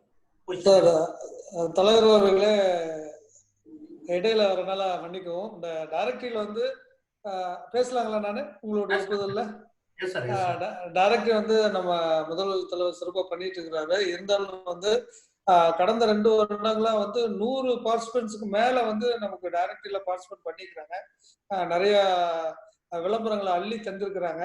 ஸோ கண்டிப்பா வந்து அவங்க எல்லாம் தருவாங்க. ஸோ ஒவ்வொருத்தரும் கோச்சேர்மனும் கமிட்டி மெம்பர்ஸும் எல்லாத்துக்கிட்டையும் ஒவ்வொருத்தரும் 10 பேரை பிடிச்சுக்கிட்டு டெய்லி அவங்களை ஃபாலோ பண்ணா இன்னும் சிறப்பா இருக்கணும் என்னுடைய பதிவு சார். ஃபாலோ பண்றோம்.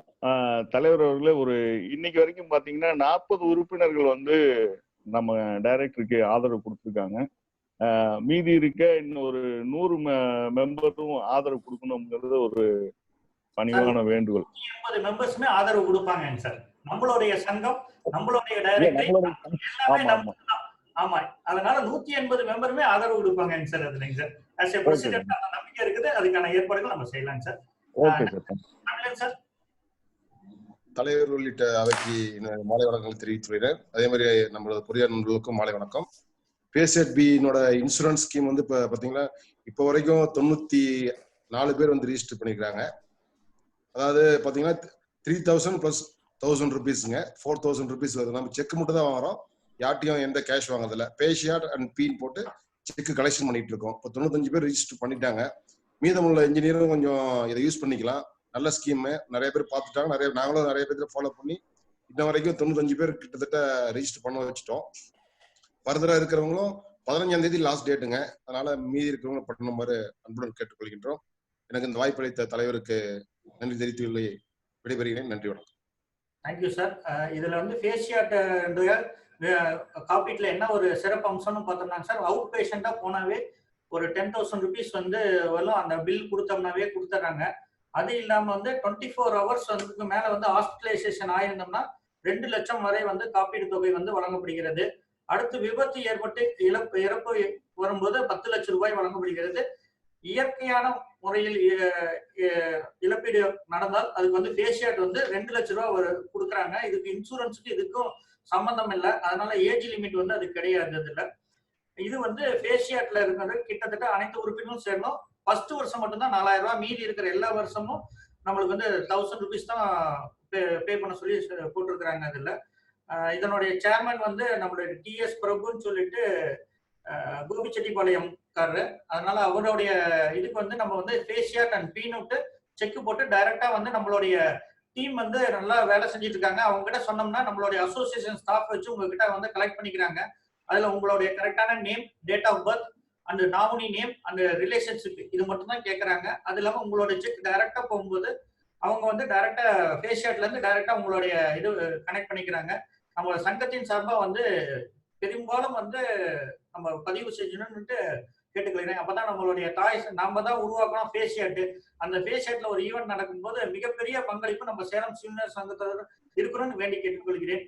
அடுத்து வந்து நம்மளுடைய இந்த டெக்னிக்கல் மீட்டிங்க்கு மிக சிறப்பாக நடத்தி கொண்டிருக்கும் என்னோட சேர்மன் சரவணகுமார் அவர்களையும், அது இல்லாம co chairman Madhanagopal and V Nagendran and committee members M Vijayakrishnan and Arangasamy அவர்களுக்கு மிகுந்த நன்றியை தெரிவித்துக் கொள்கிறேன். அது இல்லாம இந்த ரெஜிஸ்ட்ரேஷன் ஃபெசிலிட்டிஸ் நம்மளுக்கு கொடுத்த ஏற்பாடு பண்ணி கொடுத்த நம்ம இன்ஜினியர் வி கார்த்திக் சார் அவர்களுக்கும் நன்றி சொல்லிக் கொள்கிறேன்.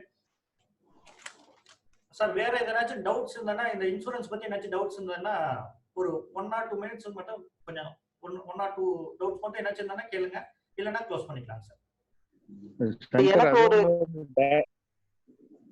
டைரக்டர்ல ஏதாவது டவுட்ஸ் இருந்தாலும் கேட்க சொல்லுங்க, நம்ம கிளாரிஃபை பண்ணிடலாம். Right sir, okay sir. Sir இது சுனந்தன் சார். சார் சார் ஒரு சின்ன doubt sir, mister Santhakumar sir sir உங்க சங்கர் சார் கேட்கலாமா அவர்கிட்ட? கேட்கலாம் சார், கேட்கலாம் சார். சார் இப்ப வந்து பாத்தீங்கன்னா sir sir good evening sir, Sunandan sir. Sir இப்ப வந்து பாத்தீங்கன்னா சாந்தகுமார் சார் நீங்க அன்மியூட் பண்ணிக்கோங்க சார். பேசுறது கேக்குதா? கேக்குதுங்க sir, audible sir. Sunandan sir நீங்க அன்மியூட் பண்ணிக்கோங்க சார்.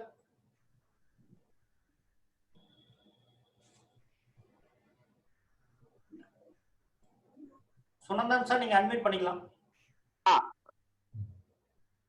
சார் இப்ப சார் கேக்குதுங்களா? சொல்லுங்க. சார் சார் இப்ப பாத்தீங்கன்னா டேம்ப்னஸ்ங்கிறது யூஸ்வலான ப்ராப்ளமா எல்லா பில்டிங்க்கும் வந்து அந்த ஒரு யூஸ்வல் இது வந்துடுதுங்க சார். அதாவது பாத்தீங்கன்னா இப்ப வந்து பைப் லைன் இருக்கிற இடமும் சரி, நீங்க சொல்ற மாதிரி இந்த கவர் பிளாக் வைக்காத இருந்தா அந்த டேம்ப்னஸ் வருதுங்கிற மாதிரி சொன்னீங்க. சோ இப்ப நார்மலா அந்த மாதிரி இல்லாத இப்ப எல்லா நம்ம போய் அட்டென்ட் பண்ற ப்ராப்ளம் எல்லாமே கொஞ்ச நாள் பில்டிங் இது தாண்டின பாத்தீங்கன்னா எல்லாருமே இந்த இடத்துல சீப் ஆகுது, இந்த இடத்துல சீப் ஆகுது அப்படிங்கிற மாதிரி தான் சொல்றாங்க. சோ இதை எப்படி சார் ரெக்டிஃபை பண்றது? இன் ஃபியூச்சர் இதை எப்படி பர்டிகுலரா பார்த்து ரெக்டிஃபை பண்றது? இது எதனால இப்படி வருது? இப்ப திடீர்னு ஒரு இடத்துல சம்பந்தமே இல்லாத இடத்துல வந்து எந்த இடத்துலயும் அந்த அதாவது பைப் லைனோ இல்ல எலக்ட்ரிக்கல் இதோ எதுவுமே இல்லாத இடத்துல டேம்ப்னஸ் ஆகுது. எப்படி அவாய்ட் பண்றது? அதாவது டேம்ப்னஸ் வந்து அவாய்ட் பண்ணணும்னா பேசிக் ஸ்ட்ரக்சர் இம்பர்வியஸா இருக்கணும். பேசிக் ஸ்ட்ரக்சர் இம்பர்வியஸா இல்லைன்னா டேம்ப்னஸ் எங்க ஒன்றும் வரலாம். அதாவது இன்ஃபேக்ட் ஒரு இடத்துல இருந்து இன்னொரு இடத்துக்கு dampness can travel if the structure is porous. நம்ம ப்ராப்ளமே என்னன்னா most of us do not worry about impermeability of the structure. We are worried about strength, but we are not worried about impermeability. Impermeability என்னன்னா force கம்மியா இருக்கணும். force கம்மியா இருக்கணும்னா 0.4க்கு மேல water cement ratio இருக்கக்கூடாது கான்கிரீட்ல. If water cement ratio is more than 0.4 then there will be capillary pores. இந்த capillary poresல தான் ஓதம் வர்றது. இந்த ஓதம்னு சொல்லுவோம் நம்ம. ஓதம் என்ன மாய்ஸ்சர். இந்த மாய்ஸ்சரை அப்படியே உறிஞ்சிடும் இந்த capillary. They will suck. In fact அந்த sucking pressure is very high. அதனால best thing is to make the structure impervious.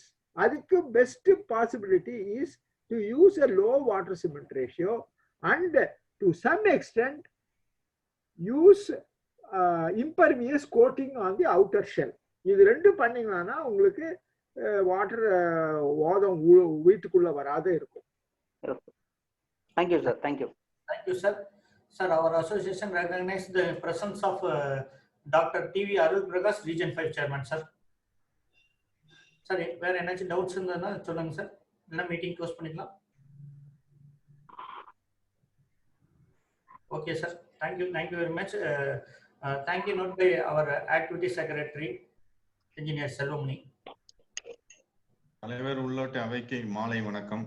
இந்த ஃபர்ஸ்ட் டெக்னிக்கல் மீட்டிங் ஸ்பான்சர் செய்த ஐஸ்டீல் நிறுவனத்துக்கும் மிக அருமையாக technical presentation doctor Santhakumar sir அவர்களுக்கும், நம்மளுடைய முன்னாள் பிபி முன்னாள் தலைவர், IPP, program chairman, committee member அனைவருக்கும் மிக்க நன்றி. Thank you sir. சாந்தகுமார் சார், உங்க நம்பர் எங்ககிட்ட இல்ல, கொஞ்சம் ஷேர் பண்ணீங்கன்னா எங்களுக்கு கொஞ்சம் வசதியா இருக்கும் சார். என்ன டவுட்னா நாங்க கேட்டுப்போம். ரைட், என்னுடைய நம்பர் 98401 42384.